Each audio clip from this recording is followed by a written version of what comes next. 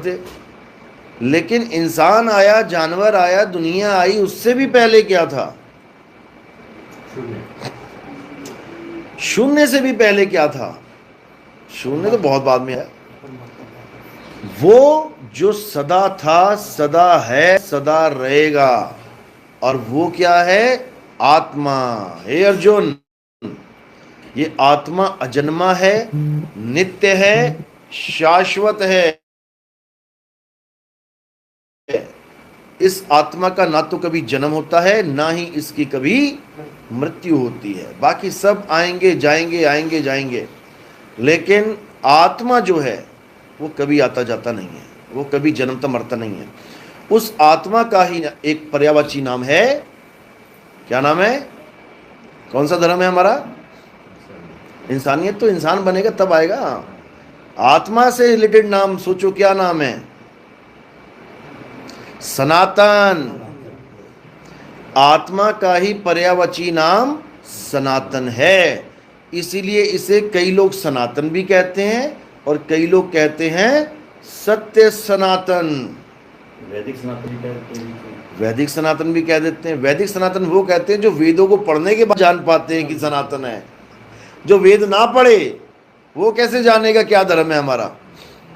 सत्य सनातन, जो सत्य को जान लेता है, यानी जो आत्मा का ज्ञान प्राप्त कर लेता है, वो कहता है सत्य सनातन। और जो ना वेद जानता है ना आत्मा का ज्ञान जानता है, वो कहता है हम सनातनी हैं। वो बिना कुछ जाने सनातनी बना हुआ। उससे पूछो कि सनातन का मतलब क्या है, वो कहता मतलब हमें क्या पता, धर्म का नाम है सनातन, हम तो सनातन धर्म वाले हैं। भाई जब तुम मैथ नहीं जानते, मैथ क्या होती है, तुम मैथमेटिशियन कैसे बन गए? जब तुम साइंस नहीं जानते क्या होती है, तुम साइंटिस्ट कैसे बन गए? जब तुम एक्टिंग नहीं जानते कि क्या होती, तुम एक्टर कैसे बन गए? इसी प्रकार जब तुम सनातन ही नहीं जानते कि सनातन है क्या, तो तुम सनातनी कैसे बन गए? सबसे पहले तो तुम्हें सनातन की खोज करनी है। और सनातन की खोज कहाँ मिलेगी? आप गीता उठाओगे, अध्याय 2 24वां श्लोक, उसमें बिल्कुल क्लियर कट लिखा है कि हे अर्जुन, ये आत्मा अचल है, अडोल है, अबोल है। ये आत्मा नित्य है, ये आत्मा पुरातन है, ये आत्मा ही सत्य सनातन है। लेकिन ये लाइन आपको कोई गुरु समझाने वाला नहीं है। क्यों? क्योंकि अगर ये लाइन समझा दी तो सारे धंधे चौपट हो जाएंगे। इतने बड़े बड़े मंदिर, इतने बड़े बड़े गुरुद्वारे, इतने बड़े बड़े मस्जिदें, इतनी बड़े बड़े गिरजाघर, इतना खर्चा कर दिया है भगवान के नाम पे कि अब वो खर्चा पूरा करना मुश्किल हो रहा है।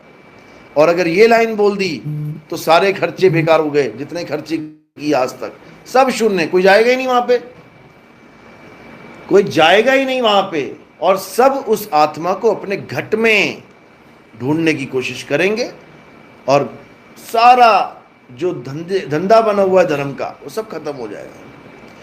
यही कबीर साहब समझा रहे हैं, यही कृष्ण जी ने बोला है कि जो जीव अपने आत्मा को जान लेता है, मुझ में और उसमें, हे अर्जुन, कोई फर्क नहीं रह जाता। क्योंकि जो तत्व रूप में खुद को जान गया, वो तत्व रूप में मुझे भी जानता है। हम दोनों ही एक हो जाते हैं, फिर दो नहीं रहते, फिर कोई भगत और भगवान नहीं रहता। ये तो केवल एक दुनियावी माया का पर्दा रह जाता है कि वो कृष्ण जी हैं और मैं अर्जुन हूं। कब तक? जब तक हम शरीरों के तल पे बात करते हैं। और जब आत्मा के तल पे आ गए तो ना कोई कबीर, ना कोई नानक, ना कोई रविदास, ना कोई मीरा, ना कोई कृष्ण जी, और ना ही कोई अर्जुन। फिर हम सब क्या हो जाते हैं? एक हो जाते हैं। लेकिन तल ऊपर चढ़ना पड़ेगा, सिंहासन पे जाके बैठना पड़ेगा। अब तो जाए चढ़े सिंहासन, मिले हैं सारंग पानी, राम कबीरा एक भय हैं, कोई न सके पहचानी। फिर ये दुविधा खत्म हो जाती है कि मैं अलग और परमात्मा अलग। फिर क्या चलता है? जो तू सो हम। लोगों ने सोहम को मंत्र बना दिया अज्ञानता के कारण। रविदास जी के मंदिर में जाइए, आप देखिए बड़ा बड़ा लिखा होगा वहां पे सोहम। उनसे पूछो ये क्या है भाई? उन्होंने इसको जाप बना दिया है, जपना पड़ेगा श्वासों में सोहंग सोहंग सोहंग, जबकि वो इशारा कर रहा है जो तू सोहम, यानी मुझ में तुझ में फर्क है ही नहीं। रविदास जी की वाणी पढ़ो, तो ही मोही मोही तो ही अंतर कैसा। लेकिन इसी अंतर को मेंटेन करके सारी दुकानदारी चल रही है, जितने भी पंथ चल रहे हैं इसी अंतर को दिखा दिखा के चल रहे हैं कि तू भगत है, वो भगवान है, उसको प्राप्त करना है। कोई ये नहीं कह रहा कि तू भगत है और तुझे ही भगवान बनना है, ये कोई नहीं कह रहा। ये किसने कहा? कुछ संतों ने कहा। गरीबदास जी ने बोला है, अरे कोटि तो ब्रह्मा भय और कोटि भय ईश, साहिब तेरी बंदगी से ये जीव बने जगदीश। ये बंदगी से बनेगा। कैसे बनेगा? जब आप ध्यान धरोगे मालिक का। मालिक कहने में आ रहा है, जब तक आपको मिल नहीं गया तब तक आपके लिए वो मालिक है, और जब आपको वो मिल गया तो क्या होगा? अरे सब गोविंद है, सब गोविंद है, गोविंद बिना कोई। फिर वो सब एक हो जाएंगे। अज्ञानता में हम दो हुए बैठे हैं एक ही, अज्ञानता में दो हुए बैठे हैं। आत्मा परमात्मा अलग अलग हुई बैठी है अज्ञानता में। तो वाणी कह रही है, आत्मा परमात्मा एको करे, अंतर की दुविधा अंतर मरे। जब गुरु मिल जाता है तो इस अंतर की दुविधा को खत्म कर दिया जाता है। कैसे खत्म करेंगे? ना मैं शरीर, ना मेरा गुरु शरीर, ना मेरा कोई गुरु भाई शरीर, तो हम सब कौन है? सब गोविंद है। गोविंद यहां पे किसकी तरफ इशारा है? आत्मदेव की तरफ, उस असली राम की तरफ, जिसके लिए बोला तुझ में राम मुझ में राम, सब में राम समाया, और सबसे कर लो प्रेम, जगत में कोई नहीं पराया। अब तुझ में राम मुझ में राम, ठीक है, हम हिंदू धर्म वाले हैं, सनातन वाले हैं, तो मान लिया। अब मुसलमान कैसे मानेगा कि मुझ में राम? वो तो जय श्री राम नहीं बोलना चाहता, वहां पे तो गाड़ी अटक जाएगी। अब इस राम को क्लियर करना है कि ये राम है क्या, तभी तो मुसलमान भी मानेगा कि हाँ मुझ में राम है, तभी ईसाई मानेगा मुझ में राम है। क्योंकि किसी को राम का पता ही नहीं है, राम कहते किसे हैं। सबको राम वो कह के बताया जा रहा है जिसने धनुष्मान टांग रखा है, जबकि संतों का राम कौन है? जो तुम्हारी काया को चला रहा है, वो है संतों का राम। तो कबीर साहब क्या कह रहे हैं? ज्यों तिल माही तेल है और ज्यों चकमक में आग, तेरा साईं तुझ में है, जाग सके तो जाग। कस्तूरी कुंडल बसे और मृग ढूंढे बन माही, ऐसे रमता राम है ये दुनिया जाने नहीं। जो असली राम है वो कौन है? रमता राम। रमता राम का मतलब जो हम में रमा हुआ है। अब जो सब में रमा हुआ है उसी को असली राम कहते हैं, उसी को आत्म राम कहते हैं। एक भी मुसलमान भाई, एक भी ईसाई, एक भी सिख भाई, एक भी हिंदू भाई ये बात को मना कर ही नहीं सकता कि आप में आत्मदेव विराजमान है। सब आत्मा के साथ लगे हुए हैं, तभी तो चल रहे हैं, तभी तो हाथ पैर हिल रहे हैं। एक मुर्दे में और जीवित में क्या बोला जाता है? किस चीज की कमी हो गई है? उसकी आत्मा शरीर को छोड़ गई है, छोड़ दिया शरीर को। लेकिन पकड़ा कैसे था? जब आत्मा को कोई शस्त्र काट नहीं सकता, अग्नि जला नहीं सकती, वायु सुखा नहीं सकती, जल भिगो नहीं सकता, तो इस आत्मा ने शरीर को पकड़ा कैसे हुए हैं? कैसे पकड़ा इस आत्मा ने? ये गुप्त भेद है। जब ये भेद समझ में आ जाएगा तो तुम्हें सब समझ में आ जाएगा। कोई कहता है ये हाथों के बीच में आत्मा ही आत्मा है। अरे भाई आत्मा ही आत्मा है तो अभी तो मैं चल रहा हूं, उसके बाद मेरी मृत्यु कैसे हो जाएगी? मैं तो रहा आत्मा के अंदर ही। अभी आत्मा मुझे चला रही है तो मुर्दे को क्यों नहीं चला पा रही है? इसके बीच में एक भेद है, और जब तक वो भेद आपको नहीं मिला तब तक किसी की मुक्ति होने वाली नहीं है। उसी एक कनेक्शन की वजह से आप बार बार लख 84 में जा रहे हैं, बार बार जन्म ले रहे हैं, बार बार मृत्यु हो रही है शरीर की, फिर पैदा हो जा रहा है, फिर मर रहा है, फिर ये रुक क्यों नहीं रहा? कौन है जो इसको बार बार पैदा कर रहा है? वो गुप्त वस्तु है, उसको पहले जानना पड़ेगा। मुक्ति बाद की बात है, पहले वो फॉल्ट जानना पड़ेगा जिसकी वजह से बार बार ये रिप्रोडक्शन हो रहा है। उस फॉल्ट को जान लोगे, यानी कोई भूल हो गई है जिससे करंट नहीं आ रहा, उस फॉल्ट को सुधार दोगे, करंट आ जाएगा। फ्यूज उड़ गया, आप देखोगे यार सबकी लाइट आ रही है, मेरी नहीं आ रही, इसका मतलब तार तो है घर में लेकिन फॉल्ट है कहीं पे। कहाँ होगा? अब जाओगे फ्यूज की तरफ दौड़े दौड़े, अरे फ्यूज तो नहीं फूक गया, उसके बाद फ्यूज में लगाओगे तार और चल पड़ेगा। अगर जानकारी होगी तभी तो लगाओगे तार, और जानकारी नहीं तो कहोगे यार लग रहा बिजली वालों ने मेरा कनेक्शन ही काट दिया। सबके पास तो चल रही है बिजली, घर जल रहे हैं, मेरा अंधेरा हुआ पड़ा है। तो इस काया को और आत्मा को, इन दोनों के बीच में क्या है जिसकी वजह से ये बॉडी चल रही है, जिसकी वजह से बॉडी डेड हो जाएगी? क्या है वो चीज? उसको जानना है पहले। अगर वो चीज जान ली तो तुम उसका कनेक्शन बॉडी से हटा के आत्मा में लगा दोगे और ये बॉडी सदा के लिए छूट जाएगी। यही एकमात्र प्रोसेस है जन्म मरण से मुक्त होने का। कोई मंत्र जप के नहीं मुक्त हो सकता, कोई कानों में उंगलियां डाल के अनहद नाद सुन के मुक्त नहीं हो सकता, कोई सुहंग सुहंग अजपा जाप करके मुक्त नहीं हो सकता, कोई हवन यज्ञ करके पूजा पाठ करके पत्थरों की पूजा करके पहाड़ों की परिक्रमा करके मुक्त नहीं हो सकता।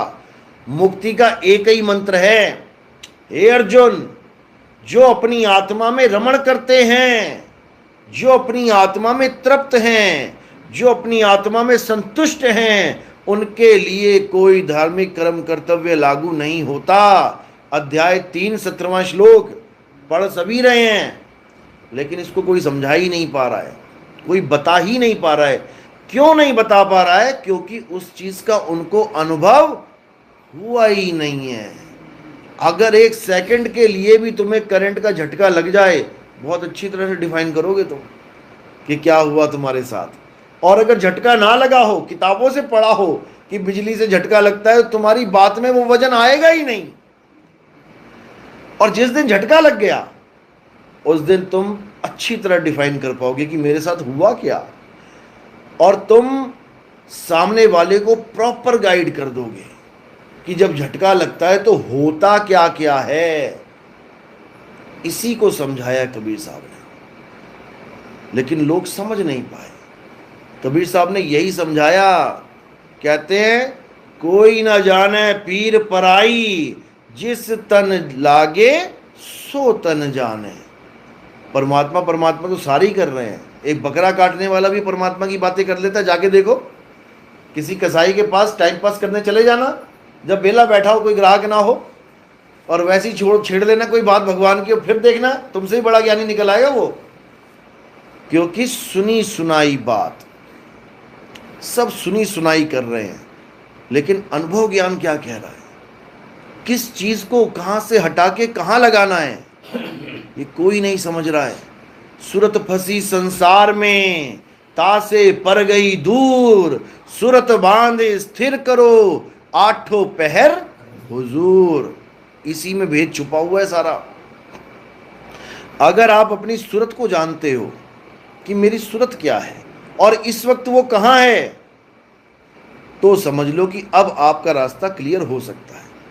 लेकिन आपको यही नहीं पता कि सूरत होती क्या है और कहां लगा रखी है मैंने, अभी कहां है, जब सो जाता हूं तब कहां जाती है, जब और गहरी नींद में चला जाता हूं तब कहां होती है, जब मैं कोई भक्ति करता हूं तब कहां होती है, जब मैं कोई हठ योग करता हूं तब कहां होती है। अगर ये चीज आपको पता है तब तो समझो आपको आगे का ज्ञान मिल सकता है। लेकिन आपको यही नहीं पता कि सूरत होती क्या है, तो आपको कुछ पता नहीं, सब जीवन बर्बाद हो जाएगा। सारा खेल सूरत का है। इस बॉडी को चला कौन रहा है? सूरत चला रही है। आत्मा तो सबके पास है। कोई कहे मैं आत्मा की वजह से जीवित हूं, तो फिर मर कैसे जाता है? आत्मा तो सदा साथ है, मर कैसे गया? सूरत साथ छोड़ जाती है उसका। इस सूरत की वजह से आप चल रहे हो। अभी यहां बैठे हो, लेकिन ध्यान में क्या है, अरे भैंस का दूध निकालना है यार, तो सूरत कहाँ है अभी? भैंस के पास पहुंच गई वो, तुम यहीं बैठे रह गए। टीचर कहता ना बच्चे को, सुरत किथे तेरी, क्या पढ़ाया मैं दस? फिर बच्चा कहता है, गुरुजी मैंने एक बार होर दस दो जी, मैं कुछ सोच रहा सी। यानी जहां तुम सोच रहे हो सूरत वहां चली गई तुम्हारी। इसी प्रकार ये पूरे ब्रह्मांड में घूम रही है। सूरत फंसी संसार में, ता से पर गई दूर। सूरत बांध स्थिर करो। कहां करो? कहां करें स्थिर? पत्थरों में, नदियों में, नालों में, मंदिरों में, मस्जिदों में, गुरुद्वारों में, फोटो में। फोटो में स्थिर कर ली तो छिपकली बन के रहना पड़ेगा फोटो के पीछे। पुरानी फोटो हिलाओ, क्या निकलता है बीच में से? छिपकलियां भागती हैं, 2 4 5 इधर से उधर से। वहां पे भी स्थिर नहीं करना है। सूरत कहाँ स्थिर होनी चाहिए? सूरत शब्द गुरु में स्थित होनी चाहिए। शब्द गुरु कह लो, तुम्हारा निज स्वरूप कह लो, मेरा आत्म स्वरूप कह लो, उसमें स्थिर होनी चाहिए। जब आत्म स्वरूप में स्थिर हो गई, अब वो अचल हो जाएगी। अब उसको ठिकाना मिल गया। यानी पहले वो चक्की में पिस रही थी, चक्की में कोई जगह है जहां बच जाए? चल रही है ना चक्की, कोई जगह है जहां बच जाए कोई दाना? कहाँ है? बस उस कील को ही ढूंढना है। वो कील ही एकमात्र जगह है जहां तुम पहुंच गए तो जुगों जुगों तक चक्की चलती रहे, लेकिन तुम बचे रहोगे। कारण क्या है कील का कि वो बचा लेगा? क्या कारण है कील का? क्योंकि वो अचल है। चक्की चलती है, कील नहीं चलती। हे अर्जुन, आत्मा अचल है। अचल को डिफाइन नहीं कर पाया कोई आज तक। अब कोई कहे मैं तो चल रहा हूं, तो मेरी आत्मा भी चल रही होगी? नहीं चल रही है। मैं पूरी दुनिया में चलाऊं, मेरी आत्मा नहीं चल रही है। जैसे घड़ी की सुइयां एक बार छोड़ो 1000 बार घूम लें, तो क्या कील भी उसके साथ घूम रही है?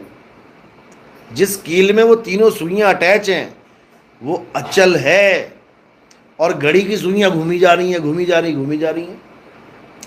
इसी प्रकार हम सब काया रूप में घूमी जा रहे हैं, भटकी जा रहे हैं, लेकिन हमारा आत्मदेव अचल है। इसीलिए गुरु ग्रंथ साहब में बोला गया है कि अगर कोई पूजनीय है तो केवल एक ही वस्तु पूजनीय है, आत्मदेव पूजिए, गुरु के सहज सुभाए। अगर तुम पूजा करना चाहते हो तो केवल एक ही वस्तु है जो पूजनीय है, जिसका कभी जन्म और मरण नहीं होता। बोला ना 10वीं पातशाही ने, आदि अंत एको अवतारा, सोई गुरु समझो हमारा। तो आदि और अंत में एक ही अवतार है, वो वही मेरा गुरु है। तो बाकी कौन है? पहली पातशाही से 9वीं पातशाही, वो कौन है फिर? अगर हमारा एक ही गुरु है जो आदि अंत एको अवतारा, तो पहली पातशाही से 9वीं पातशाही तक वो लोग कौन है? कौन है वो लोग? संत हैं। गुरु ग्रंथ साहब गवाही देता है कि सेवा को दो ही भले, एक संत एक राम। राम है दाता मुक्ति का, और संत जपावे नाम। जो आदि अंत एको अवतारा वो है राम, और उस राम का जो तुम्हें भेद बता रहा है वो है संत। साधु कह लो, संत कह लो। उसी के लिए बोला है, प्रभु कृपाल कृपा करे, नाम नानक साधु संग मिले। जब प्रभु कृपा करता है, लोग सोचते हैं मेरे तो बड़े बड़े धंधे चल गए जी, करोड़पति बन गए, मकान दुकान बढ़िया हो गया, प्रभु की कृपा हो गई। नहीं हुई। ये माया की कृपा है भाई। ये माया की कृपा। 1 मंजिल से 10 मंजिल बन गया, माया ने कृपा की है। अगर ये प्रभु की कृपा होती तो रविदास जी का भी बन जाता। रविदास जी से ज्यादा तो प्रभु को नहीं जान पाए ना कोई बिजनेसमैन। तो बिजनेसमैन तो 1 तल्ले से 10 तल्ले बना लिए, और रविदास जी रह गए एक झोपड़ी में। तो फिर तो प्रभु की कृपा रविदास जी पे कम हुई, कबीर साहब पे कम हुई, सब संतों पे कम हुई, बिजनेसमैन पे ज्यादा हो गई। बिल्कुल गलत है। ये कृपा है माया की। हमने ये डिजाइन बना लिया अपने दिमाग में कि अगर मेरे घर में सब ठीक चल रहा है, मेरा धंधा बढ़िया चल रहा है, दुकान मकान सब बढ़िया चल रहा है, तो प्रभु दयाल हुआ पड़ा है। बिल्कुल गलत है। प्रभु दयाल हुए का मतलब है प्रभु कृपाल कृपा करे, नाम नानक साधु संग मिले। जब तुम्हें कोई संत मिले, साधु मिले और तुम्हें नाम की महिमा समझा दे, अब समझो कि प्रभु कृपाल दया कर गया हम पे, क्योंकि अब हमें वो कैदी से, इस कैद से छुड़वा देगा। अब हमें वो कैदी नहीं रहने देगा। जेल में कैदी कितना ही अमीर हो जाए, है तो कैदी, एक दिन मौत होएगी उसकी, एक दिन फांसी पे चढ़ना पड़ेगा, सारा जितना इंतजाम किया वो वहीं छूट जाएगा जेल में, उसका क्या फायदा। 50 करोड़ रुपए मेरे पड़ोसी के पास थे, मैंने बिजनेस किया, उसका सारा पैसा मेरे पास आ गया, जिसमें से 1 लाख में खर्च पाया, बाकी सारा वहीं का वहीं रह गया। तो मैंने क्या कमाया? मात्र 1 लाख रुपया। जो तुमने कमा के बैंक में डाल दिया, जो पड़ा रह गया, वो तुमने कमाया ही नहीं, वो तो एक माया ने जाल बिछाया कि आज उस अकाउंट में और इधर तुम्हारे में आ गई, पड़ी वहीं रह जानी है, ना तुम्हारे किसी काम आई। तुम तो केवल 1 लाख रुपए में ही सारा निपटा के चले गए, और तुम ये सोचते रहे मेरे पास पड़ी है, मेरे पास पड़ी है। नहीं पड़ी है, तुम्हें लग रहा है पड़ी है, नहीं पड़ी है। वो इसी लोक का माल है, इसी लोक में पड़ा हुआ है। आज इसकी तिजोरी में, कल उसकी तिजोरी में, परसों उसकी तिजोरी में, और आदमी सोच रहा है मेरी तिजोरी में। अरे तुम्हारी तिजोरी है ही नहीं यहां पे, तुम्हारी तिजोरी यहां पर है ही नहीं।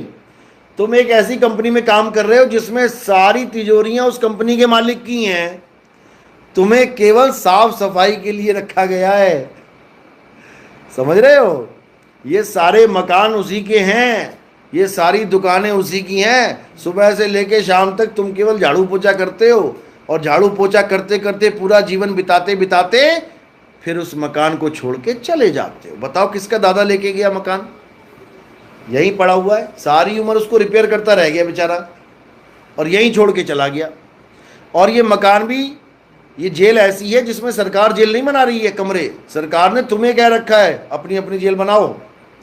अब जितना तुम्हारे पास पैसा है, तुम उतना पैसा जेल में लगा रहे हो, अपनी जेल बना रहे हो। जेल ही है ये मकान दुकान। एक सरकारी जेल होती है जहां पहले से कोठरियां बनी होती हैं, और एक ये 3 लोक जेल है। जब इस दुनिया में पहली बार इंसान आया, एक भी मकान, एक भी झोपड़ी नहीं बनी थी। बनी थी क्या? यानी कैदी को काला पानी की सजा देके उसको टापू पे भेज दिया गया। अब उस कैदी ने पूरा टापू ही बसा दिया, दे मकान पे मकान, दे दुकान पे दुकान, बड़े बड़े शहर बना दिए। ये सब कमरे हैं किसके? कैदियों के। कोई कैदी अमीर है, कोई कैदी गरीब है, दोनों ही कैदी हैं, और दोनों की एक सी सजा है। सबको फांसी लगी हुई है यहां पे, सबको मरना है। लेकिन बड़े बड़े मकान बना के कैदी सोच रहा है मैं ज्यादा खुशहाल हूं, मैं ज्यादा खुश हूं। बिल्कुल नहीं है। नानक दुखिया सब संसार, और सुखी सोई जो नाम आधार। नाम आधार मतलब जो राम राम कर रहा है, जो ओम नमः भगवते वासुदेव कर रहा है, जो वाहिगुरु वाहिगुरु कर रहा है, वो क्या सुखी है? सुखी नहीं है भाई। सुखी वो है जिसके पास इस जेल से निकलने की चाबी है, क्योंकि नाम ही चाबी है। बिन नामे जग कमला फिरै, गुरमुख नदरी आया। यानी सारी दुनिया नाम के बिना पागल हुई पड़ी है, पागल बनी पड़ी है। वो सोच रही है जो नाम मैं ले रहा हूं परमात्मा कभी नहीं होगी, क्योंकि हम गलती से 52 अक्षरी नाम को परमात्मा का नाम मान बैठे हैं। जब इंसान नहीं आया था तो कौन सा नाम था परमात्मा का? किसने बनाया? जब इस दुनिया में इंसान नहीं आया था, सारे जानवर थे। क्या किसी ने परमात्मा का नाम बनाया? या इंसान चला जाए आज अगर, तो ये 184 जून है, ये परमात्मा का नाम बना सकती है? हिंदी में, पंजाबी में, उर्दू में बना सकती है क्या? क्या कुत्ते ने आज तक बताया कि मेरा परमात्मा कौन है? मैं हिंदू हूं कि मुसलमान हूं कि सिख की ईसाई? गाय बैल बकरी ने बताया कि मैं किस भगवान को मानती हूं, मैं किस धर्म की हूं? ये रोग केवल इंसान को लगा है, 52 अक्षरी रोग। इसी रोग को काटने के लिए कबीर साहब आते हैं। गुरु ग्रंथ साहब में क्या बोला उन्होंने? 52 अक्षर लोक त्रय, सब कुछ इन्हीं माही, और ये आखर खिर जाएंगे, वो आखर इनमें नहीं। ये रोग है, ये 52 अक्षरी रोग लगा बैठे हैं हम लोग। 52 अक्षर जीवा धारा, अक्षर जीभ्या से न्यारा, वाही को सत सिमरण कहिए, सिमर सिमर नर उतरो पारा। ये रोग लगा है हमें, वाहेगुरु वाहेगुरु, राम राम, अल्लाह अल्लाह, गॉड गॉड, कबीर कबीर, सब 52 अक्षर हैं। ये अक्षरों को जप रहे हैं हम लोग, और हमें लग रहा है कि हमारी मुक्ति हो जाएगी। अब तो नहीं पता, लेकिन ओशो धाम में जो ओशो नाम है वो उनका नहीं है, वो तो आचार्य रजनीश थे। ओशो नाम कहां से आया? क्या है ओशो का मतलब? हैं? ओशनिक नहीं, ओशो का मतलब है श्वासों में जो क्रिया चल रही है। ओ शो, जो आप सांस ले रहे हो, इसी को योगी ने कहा ओ से ओम, सो से सोहम, ओम सोहम, ओम सोहम, उसी को शॉर्टकट में ओ शो बना दिया, और ओशो के साथ भगवान लगाया, भगवान ओशो, क्योंकि वो इसी को भगवान मानते हैं। सारी दुनिया इसी को भगवान मानती है। ये आ रही है जा रही है तो जिंदा है, ये आना जाना बंद तो भगवान हो गया दूर और बंदा हो गया खत्म। महात्मा बुद्ध ने भी इसी की महिमा गाई है, आती जाती सांस की। विपासना करने गया है कभी कोई? नाम सुना है विपासना? क्या करवाते हैं वहां पे? हाँ, वहां पर पूरे बॉडी में ध्यान लगवाया जाता है पहले तो, उसके बाद जो आखिरी क्रिया है उनकी सांसों की क्रिया है। उसी को भगवान माना गया है कि वो है तो ये काया चल रही है, वो नहीं तो कुछ भी नहीं। लेकिन ये गलत ज्ञान है। कौन है जो बिना सांसों के भी जिंदा है, जिसको सांसों की जरूरत ही नहीं है? कौन है वो?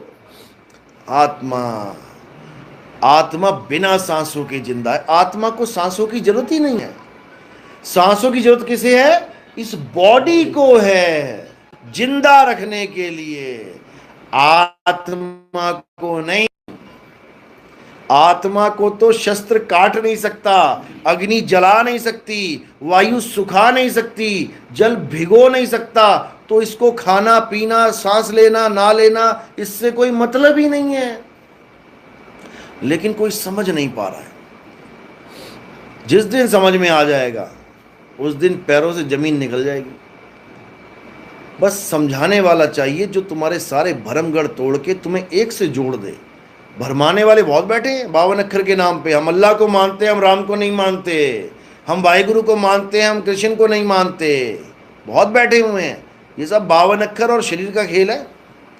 केवल 52 अक्षर और शरीर का खेल है। हम कृष्ण जी के शरीर को नहीं मानते, हम तो शंकर जी के शरीर को मानते हैं। और दोनों शरीर बने किसके हैं? कितने तत्वों के बने हैं? किसी का 6 का तो नहीं बन गया, ये 4 का तो नहीं बना। इस 5 तत्वों को ना मान के तुम दूसरे 5 तत्वों को मान रहे हो। बात तो वही है, बस तुमने डिजाइन चेंज कर दिया। तुमने डिजाइन चेंज कर दिया। तुम मैदे की मट्ठी ना खा के तुम कह रहे हो मैं मैदे की मटरी खाऊंगा, तो क्या हो जाएगा? पेट में क्या जाएगा? मैदा। बस यही झगड़ा है।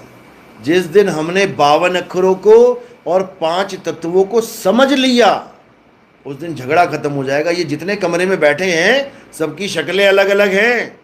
शक्लें अलग है तो नाम अलग रख दिए, लेकिन जब तात्विक रूप से इनको देखोगे तो कौन कौन बैठा है यहाँ पे? कौन बैठा है? सब एक ही हैं। हवा पानी अग्नि आकाश ये जल सारा बैठा हुआ है। ये 5 तत्वों के शरीर बैठे हुए हैं, सब एक ही हैं। केवल शक्ल का डिजाइन बदल दिया। ये मेरा पापा है, ये मेरी मम्मी है, ये मेरा चाचा है, और तत्व रूप में वो 5 तत्व है। तुम पापा 5 तत्वों को